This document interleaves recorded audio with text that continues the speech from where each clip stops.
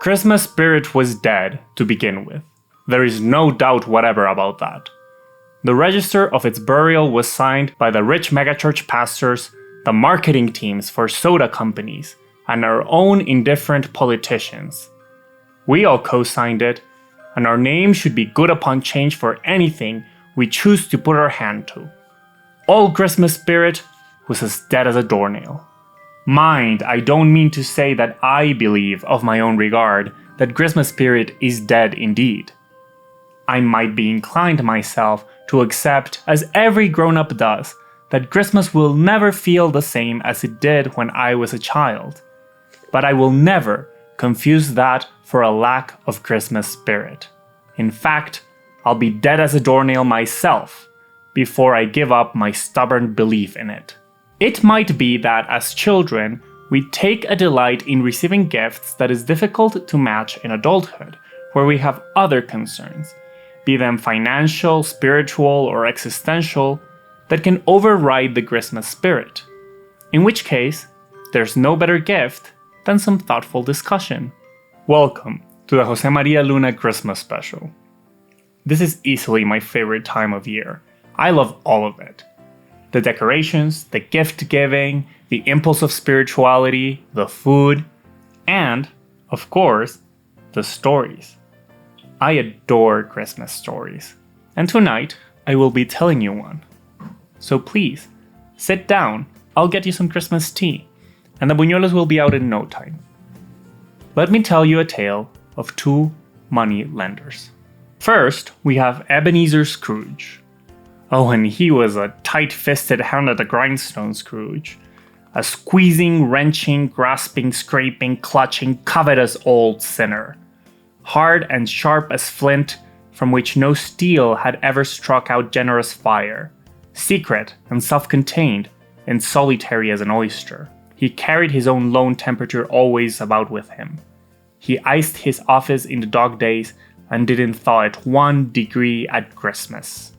The story of Ebenezer Scrooge, as first told to us by Charles Dickens in his 1843 novella A Christmas Carol, is so ingrained in popular culture it would be hard to come across anyone ignorant of it in the Christian world. Be it thanks to the BBC, Mickey Mouse, or the Muppets, we all know the story of Scrooge, right? We're gonna revisit it anyway. You see, as writer and professor Regina Barreca writes in her introduction to my edition of A Christmas Carol, through all of these adaptations, those who are familiar with Dickens' original character watch Scrooge become caricatured into a two-dimensional version of his multi-dimensional sense. If you haven't read the book, it might be hard to think of him as a character rather than just an archetype, right? I mean, you just kind of know that he's that rich guy scared into class consciousness by some ghosts in every other Christmas special. This prevalence means that it's easy to passively consume the story. If we know he is wrong and will be reformed, we are predisposed not to go on a journey of self-discovery with him, but to line up with his redeemed self from the start. You know what's not easy? Seeing ourselves in Scrooge, which the book encourages you to do. Because if he wasn't always like this, if he was once loving and high-spirited, it means that we too can become him. There is no doubt in my mind that anyone can become Ebenezer Scrooge. This must be distinctively understood, or nothing interesting can come of the essay I'm going to narrate. It is with that in mind that we'll be taking a look not just at A Christmas Carol, but at what Christmas has been, what it is, and what it could be, especially what's going to be up to you and me. Despite currently being a celebration of the birth of Jesus Christ, Christmas has its origins way before that. It is widely understood that the festivities originate in pagan winter solstice celebrations in the ancient Italian peninsula. This is important because it can inform our relationship with this almost omnipresent holiday even when divorced from religion. It does not have to be tied to organized religion if you don't want it to. You don't have to put the Christ back in Christmas, but the Saturn in Saturnalia. See, she's done with Christmas. I'm so full of hair. So I want to encourage not necessarily a secular approach to the matter, because you can't entirely divorce it from faith, but a comprehensive one. Self-anthropologize, if you will. Where do these traditions come from? What informs them? And what do we do with that today? Having first originated in pre-Roman festivities around agricultural god Saturn, Saturnalia became an established Roman celebration of a much more innocent, i.e. primal state for mankind. Social norms were set aside in favor of overall revelry, which included large feasts, tons of drinking, and masters serving their servants and slaves instead of the other way around. It's sometime in the 4th century, after Emperor Constantine converts to Christianity, making it the official religion of the Roman Empire, that the church settles on December 25th as a date to commemorate the birth of Jesus, which up until that point hadn't been nearly as important a matter as Jesus' death in Easter. This date was in part chosen to appeal to potential Roman converts by assimilating their celebrations into a new holy date.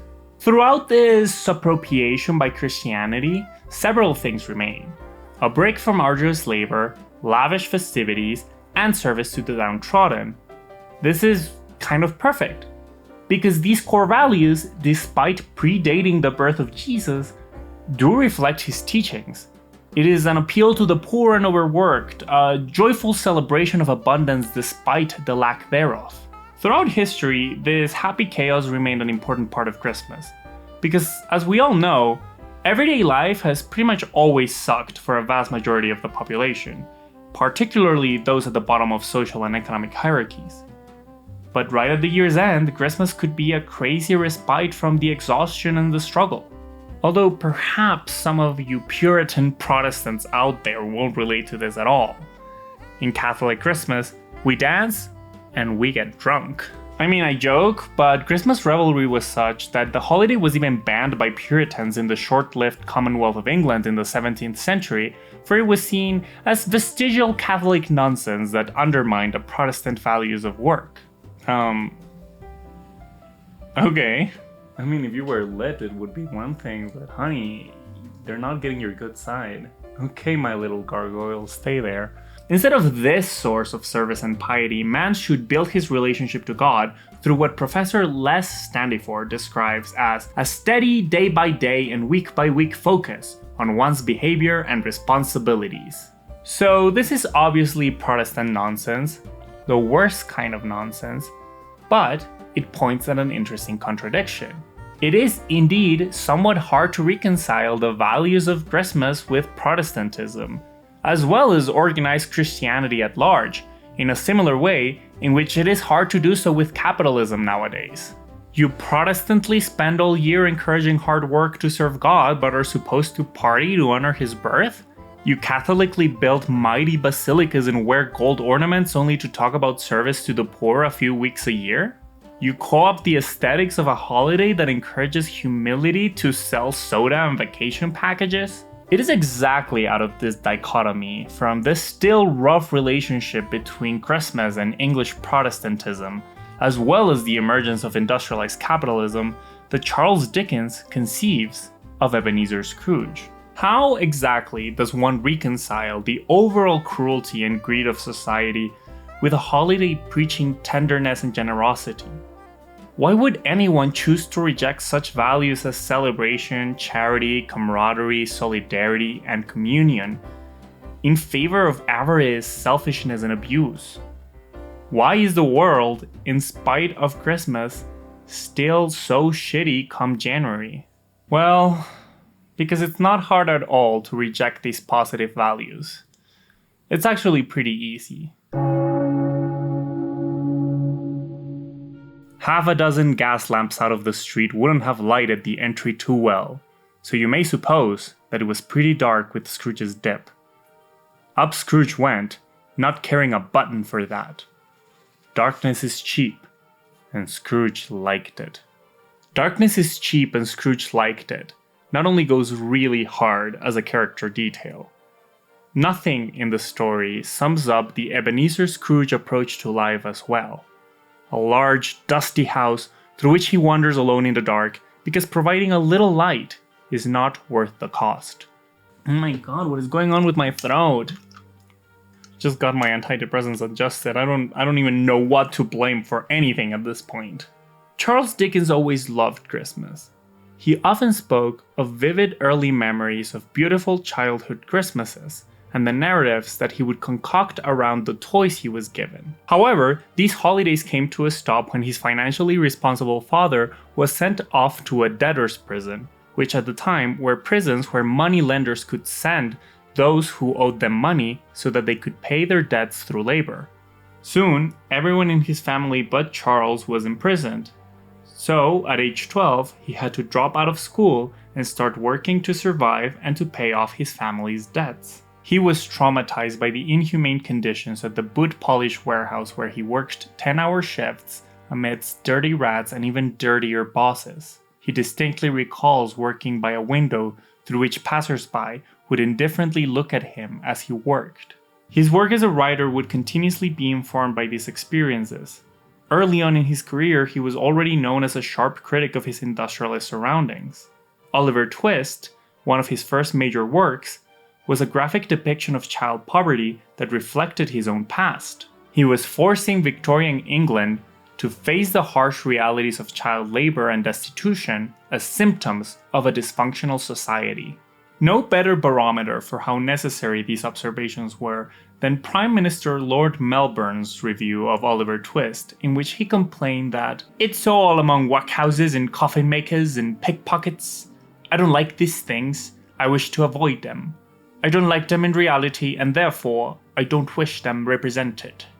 If the accent was bad, just remember, I don't believe in respecting the British. Indifference was systemic, darkness was cheap, and Charles Dickens wanted to fight this.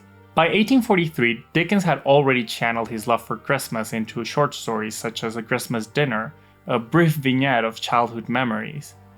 But it was a visit to England's industrial capital, Manchester, a few months ahead of Christmas that year, that sparked what would become his first Christmas novel. Dickens was there to speak at a fundraiser to restore the neglected Athenaeum, a public cultural center of sorts, which he considered vital to the general improvement of society.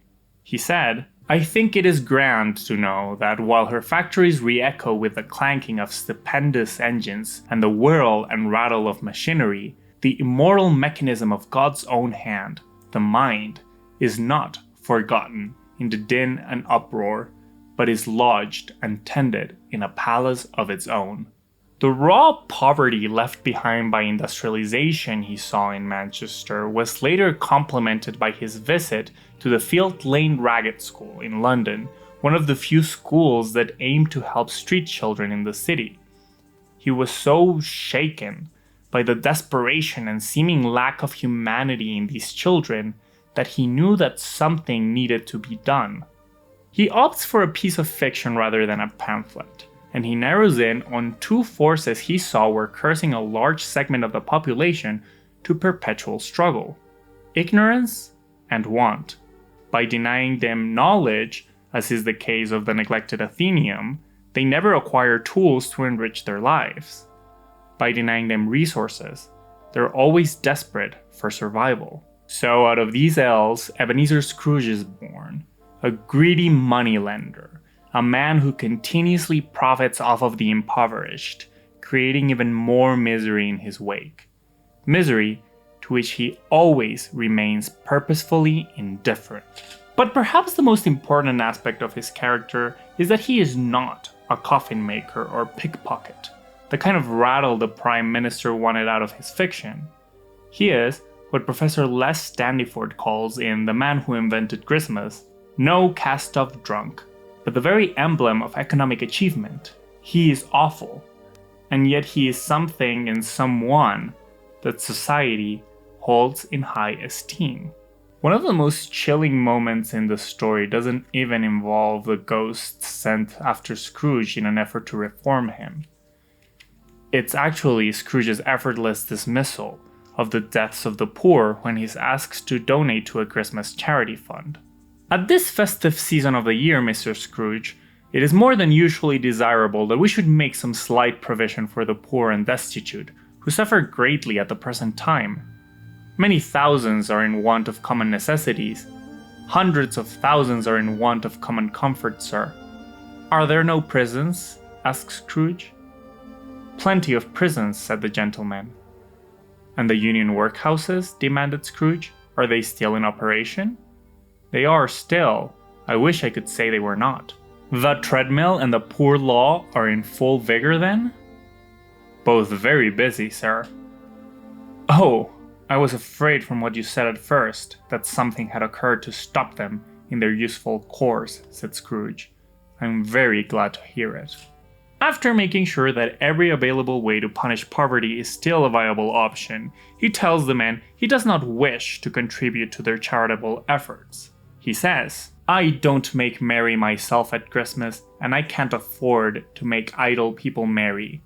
I help to support the establishments I have mentioned. They cost enough, and those who are badly off must go there. Many can't go there, and many would rather die. If they would rather die, they had better do it, and decrease the surplus population. If they would rather die, they had better do it is an objectively evil statement. Right? There's no way around it. It was evil when Scrooge said it about the poor, and it is evil when the Libertarian Party says it about cancer patients. It is something that even nowadays would only come from eugenists or far-right personalities, where the cruelty is the point. Most decent people wouldn't dare say something like that. But you know what doesn't sound objectively evil? It's not my business, Scrooge returned. It's enough for a man to understand his own business and not to interfere with other people's. Mine occupies me constantly. Good afternoon, gentlemen. It's not my business. We hear that all the time. From people online, from people in our lives, sometimes even from ourselves.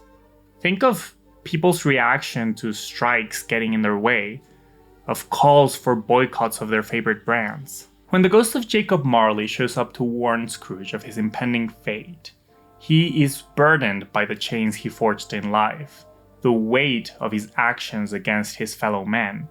Scrooge, in disbelief at Marley's regret for his own deeds, says, "But you are always a good man of business, Jacob." "Business?" cried the ghost. "Mankind was my business. The common welfare was my business. Charity, mercy, forbearance, and benevolence were all my business. The dealings of my trade were but a drop of water in the comprehensive ocean of my business." There is indeed a comprehensive ocean of things going on around us that are our business, but we refuse to pay attention to. Why is that? Complying with protests and strikes and boycotts would have a marginal impact on our lives. And yet, it's much easier to simply say, "It is not my business," than to even consider them seriously. And it's an even easier alternative to caring about victims of workplace abuse or genocide, especially if they are far out of sight. But then again, not necessarily. This is why I say that anyone can become Scrooge if they aren't careful. Scrooge's past tells us that the turning point for him came when he divorced himself from what was going on around him. And Dickens does a great job of articulating why, through the past exchange in which Belle, once his fiancée, released him from their engagement. Another idol has displaced me, and if it can cheer and comfort you in time to come, as I would have tried to do, I have no just cause to grieve. "What idol has displaced you?" he rejoined. "A golden one." "This is the even-handed dealing of the world," he said. "There is nothing on which it is so hard as poverty, and there is nothing it professes to condemn with such severity as the pursuit of wealth." "You fear the world too much," she answered gently. "All your other hopes have merged into the hope of being beyond the chance of its sordid reproach. I have seen your nobler aspirations fall off one by one, until the master passion, gain, engrosses you. Have I not? It's individualism. That's the fortress Scrooge built in order to ignore the struggle around him. It's what makes it so easy for him to scare away the homeless boy caroling for tuppence at his doorstep. That is, until something manages to break through this fortress. The image of Scrooge himself as a boy, alone and friendless on Christmas. With a rapidity of transition very foreign to his usual character, he said, in pity for his former self, "Poor boy," and cried again. "I wish," Scrooge muttered, putting his hand on his pocket and looking about him, after drying his eyes with his cuff. "But it's too late now." "What is the matter?" asked the spirit. "Nothing," said Scrooge. "Nothing. There was a boy singing a Christmas carol at my door last night. I should like to have given him something. That's all." Okay, enough about the British. Let's talk about Christmas in Colombia.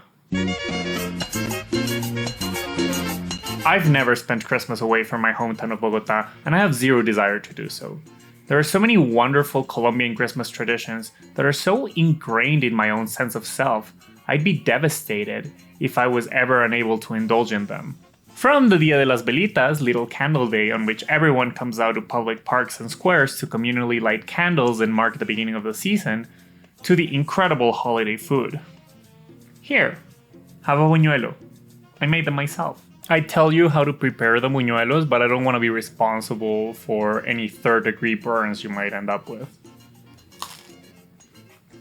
It is custom for families and friends to gather around each day from December 16th to the 24th to pray the Novena of Aguinaldos. Novenas are group prayers, and this Christmas novena is made up of stories, poems, and songs celebrating and retelling the story of Jesus' birth. Each night, you read a fragment of the story told in such a vivid way that you're encouraged to really live through what you're reading. You should be so jealous of me right now. I've talked about this before on this channel. Historian Mircea Eliade spoke of two types of time by which ancient humans experience reality: profane and sacred. While profane time is the ordinary everyday perception of time, sacred time is more of a cyclical, mystical time where humans communed with the divine. Through rituals and festivities, humans were able to briefly exist outside of their profane reality and inhabit the mystical world of gods and myths.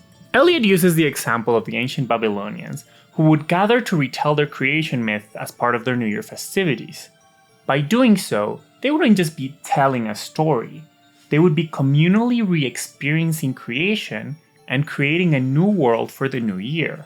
An early Christmas example of this sort of ritual might be when in the 13th century, St. Francis of Assisi traveled to Bethlehem and, seeing the decorations there, brought back to Italy the idea of nativity scenes during Christmas, some of them even live nativity scenes featuring actors. These could serve as a reminder of the hardships experienced by Jesus upon his birth. He brought Bethlehem to Italy and made it feel more real to them. And so, in that grand tradition, novenas invite their readers to retell and inhabit the journey of Mary and Joseph through Bethlehem, a moment that exists solely within sacred time. Let's look at some examples now, shall we? Oh, this is just in Spanish. Let me get a friend. Hey there! Are you there?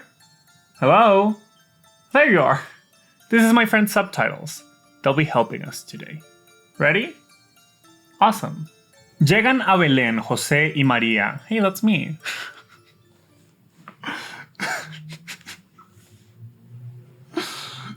So stupid. Llegan a Belén José y María buscando hospedaje en los mesones, pero no lo encuentran, ya por hallarse todo ocupado, ya porque se les deshace a causa de su pobreza.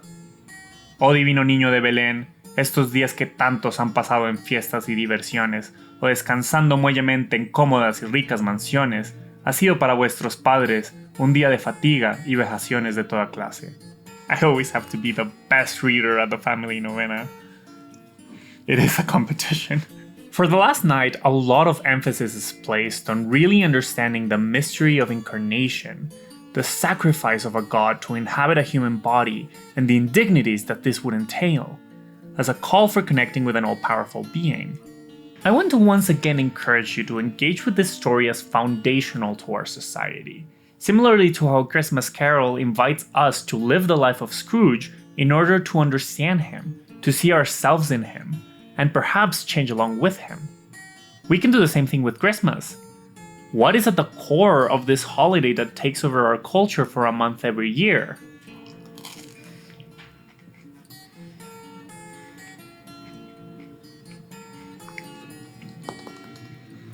Okay. We all know that many, if not most Christians, choose to project an idea of Jesus rather than engage with his context at all. And here at this channel, we love context. So yeah, let's put the Christ back in Christmas, but like, genuinely. La noche ha cerrado del todo en las campiñas de Belén. Desechados por los hombres y viéndose sin abrigo, María y José han salido de la inhospitalaria población y se han refugiado en una gruta que se encontraba al pie de la colina. Seguía a la reina de los ángeles el jumento que le había servido de humilde cabalgadura durante el viaje, y en aquella cueva hallaron un manso buey. El divino niño, desconocido por sus criaturas racionales, va a tener que acudir a las irracionales, para que calienten con su tibio aliento la atmósfera helada de esa noche de invierno, y le manifiesten, con esto y con su humilde actitud, el respeto y adoración que le había negado Belén.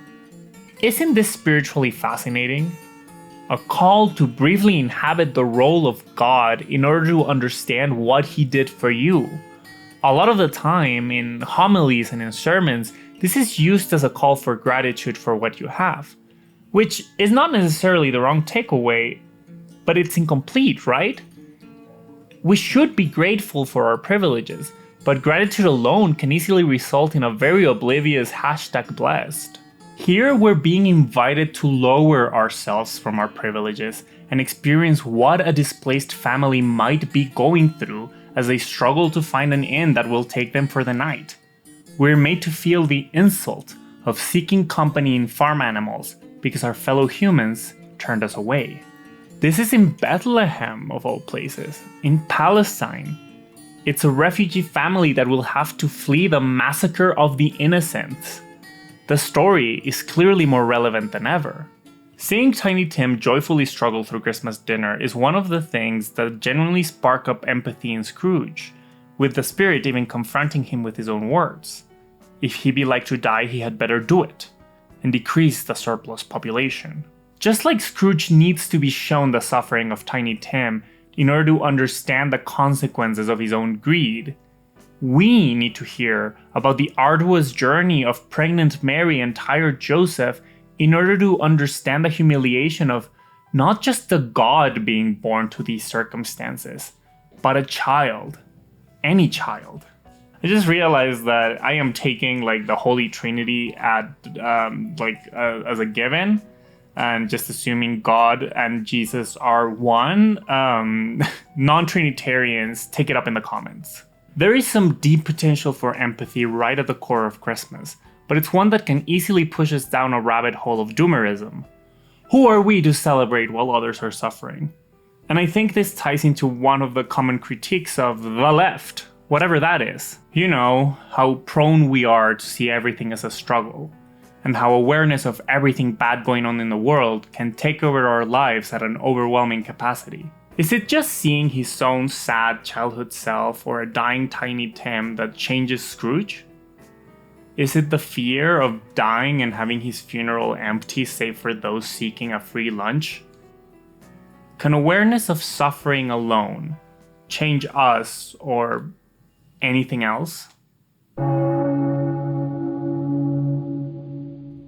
Every year, Scrooge's nephew Fred goes through the trouble of inviting his uncle to Christmas dinner, which he always rudely declines. Why does he keep trying? In his own words, "I mean to give him the same chance every year, whether he likes it or not, for I pity him. He may rail at Christmas till he dies, but he can't help thinking better of it. I defy him. If he finds me going there in good temper, year after year, and saying, 'Uncle Scrooge, how are you?' If it only puts him in the vein to leave his poor clerk £50, That's something. Which is a very noble effort on his end, to give Scrooge just a piece of the kindness he's always denying others. He doesn't do this because he has some sort of affection for Scrooge, but because he sees him as a fellow human. As he tells him, "I have always thought of Christmas time as a good time.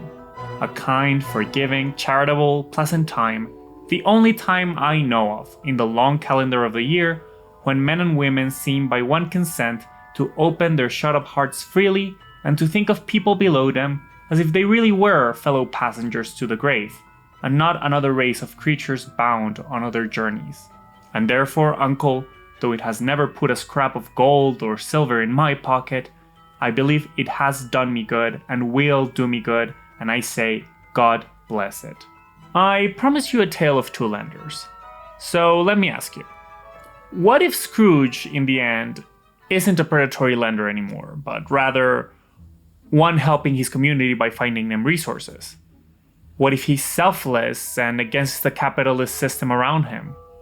Who is Scrooge after his redemption? Maybe he'd be someone along the lines of George Bailey in Frank Capra's classic It's a Wonderful Life. George is the son of a moneylender in the small town of Bedford Falls. When his father dies, the family business is forced upon him. So despite dreaming of traveling the world for inspiration, going to college, and becoming a mighty architect, he ends up having to live his life without ever leaving Bedford Falls, running the old building and loan in constant struggle. He indefinitely puts off college to keep his father's business running. He sacrifices his honeymoon money to help people through a bank run, and he works day and night so that his fellow neighbors may have the off chance to own a home while his own house is falling apart. Similarly to A Christmas Carol, It's a Wonderful Life is the kind of story that a lot of people absorb either very early on or through its many homages and parodies. It is also a Christmas story about the re-examination of a life lived in order to find a solution to a present crisis. It's much easier, however, to see ourselves in someone like George Bailey who, unlike Scrooge, isn't rich, has a family and friends, and is generally well liked. As we watch, we probably want to believe that we are somewhat like him. He's even faced against Mr. Potter, who was played by Lionel Barrymore, at the time known for his performance as Ebenezer Scrooge on A Christmas Carol radio drama. He's a greedy businessman and landlord who takes pleasure in buying up every business he can and renting out shabby homes to those with no other housing options. Although he is often behind the misfortune that befalls George Bailey, Mr. Potter is far from the only catalyst. If anything, he is more of a symptom of the system we live in. A world designed to bring us down. Between relentless bills, thankless jobs, and greedy overlords, it's any surprise that George, or any of us, are able to get any living done at all. And yet, It's a Wonderful Life spends over half its runtime showing us life. Not grand events such as weddings, graduations, and travels, but the little moments that make up the bulk of our lives. A romantic evening in lieu of a honeymoon, a front porch talk with a parent, picking up a brother at the train station. We see George Bailey, who dreamed of extraordinary adventures, live an ordinary small-town life. These moments are what make our day-to-day life bearable, but they're also what's easiest to forget in times of crisis, such as the one that falls upon George when Uncle Billy misplaces $8,000 of the building and loans money on Christmas Eve. Lost, George is even desperate enough to ask Potter for help. You used to be so cocky. You were going to go out and conquer the world. You once called me a warped, frustrated old man. What are you but a warped, frustrated young man? Miserable little clerk crawling in here on your hands and knees and begging for help. Our society is plagued by people like Scrooge and Potter, and sometimes a random Italian will just kill. Our society is plagued by people like Scrooge and Potter, who thrive off our struggles, leeching off the hard work and naive aspirations of those below them. And they are rewarded for this. Most of our cultural signifiers of success would in fact favor them. They would agree with Scrooge saying Fred has no reason to be merry for being poor, and with Potter's statement on the failed promise of George's potential. He is not rich, he is not making his dreams come true, He's stuck in a job he doesn't like in a town he's been tired of for decades. No securities, no stocks, no bonds, nothing but a miserable little $500 equity in a life insurance policy. You're worth more dead than alive. What evidence is there to prove Potter wrong? Isn't the world cruel and unfair? Hasn't George thanklessly worked all his life to protect people from men like Potter, only for Potter to remain as powerful as ever? Why shouldn't George go ahead and off himself for some life insurance money? If they would rather die, they had better do it, and decrease the surplus population. George Bailey, probably like a lot of us who want to help create a better world, feels useless in the face of an unbeatable system that rewards greed and punishes community. But as his guardian angel Clarence shows him, a world without George would have been significantly all the worse for it. Now, George Bailey is obviously an extraordinary case. Most of us aren't the sole defensive bastion against a dystopia. One person alone can't change the whole system by themselves. But we still shouldn't feel hopeless about our own contributions. Look who decided to join us in between takes. The Ghost of Christmas Past takes Scrooge to visit his first workplace, where his boss, Old Fezziwig, would throw jovial Christmas feasts for his family, friends, and employees. The spirit, coaxing a response, calls it a small matter that probably cost Fezziwig a few pounds, undeserving of praise. But Scrooge, moved by the memory, says, "It isn't that spirit. He has the power to render us happy or unhappy, to make our service light or burdensome, a pleasure or a toil. Say that his power lies in words and looks, in things so slight and insignificant that it is impossible to add and count them up. What then? The happiness he gives is quite as great as if it cost a fortune." Eres una consentida. Why don't you go to the riffraff you love so much and ask them to let you have 8,000? You know why? Because they'd run you out of town on a rail. Mr. Potter can't imagine George's poor friends helping him out because he thinks everyone is as greedy and as selfish as he is. He has no reason to believe that kindness begets kindness. That, in a system designed to turn us against each other, people would choose love, compassion, and solidarity. And it's not easy. But just as Fezziwig or George Bailey show us, we all have the power to do a lot with a little. As Marley's ghost tells Scrooge, any Christian spirit working kindly in its little sphere, whatever it may be, will find its mortal life too short for its vast means of usefulness. They scattered all over town collecting money. Didn't ask any question, just said, "George in trouble, tell me, idiot." What is it? This can take the form of charity, of volunteering, of donating. But I have my own suggestion. Regina Barreca observes that upon revisiting Old Fezziwig's party, Scrooge realizes that he regrets losing what had once been a considerable talent for fun. That's exactly it. That will kill your humanity. Losing your ability for fun. And Charles Dickens was actually very clear about that. As Les Standiford says in The Man Who Invented Christmas, the end Dickens sought in all his zeal was a society in which the pleasures of life could be enjoyed by everyone. Culture, entertainment, good food and drink, convivial fellowship, and a happy family. And guess what? These are definitely things that we can give each other. And as Barreca says, Dickens reassures us that the emotional, spiritual, and psychological work will be worth it, even when one is out of practice, as Scrooge had been.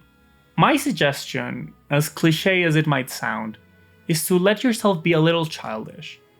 Reconnect with what you find fun. Use the season as an excuse to be joyful, even when it's hard. Especially when it's hard. Because it's good to be children sometimes.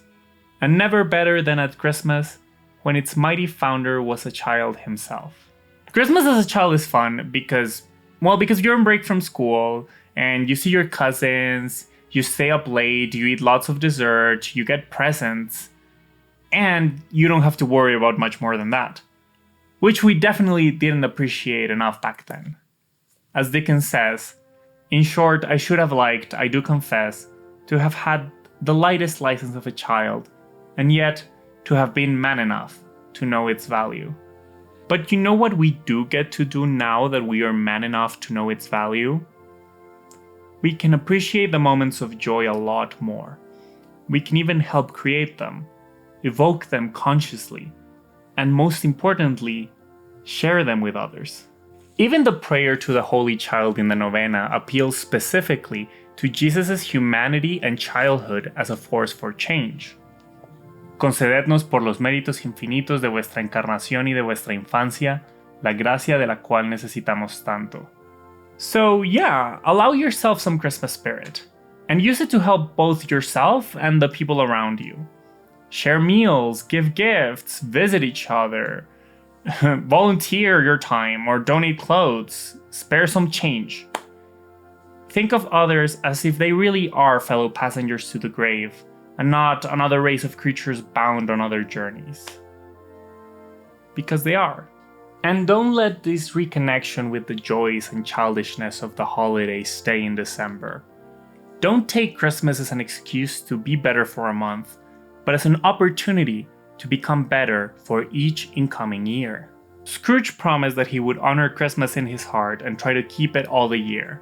And it was always said that he knew how to keep Christmas well, if any man alive possessed the knowledge. May that be truly said of us, and all of us. And so, as Tiny Tim observed, God bless us, everyone.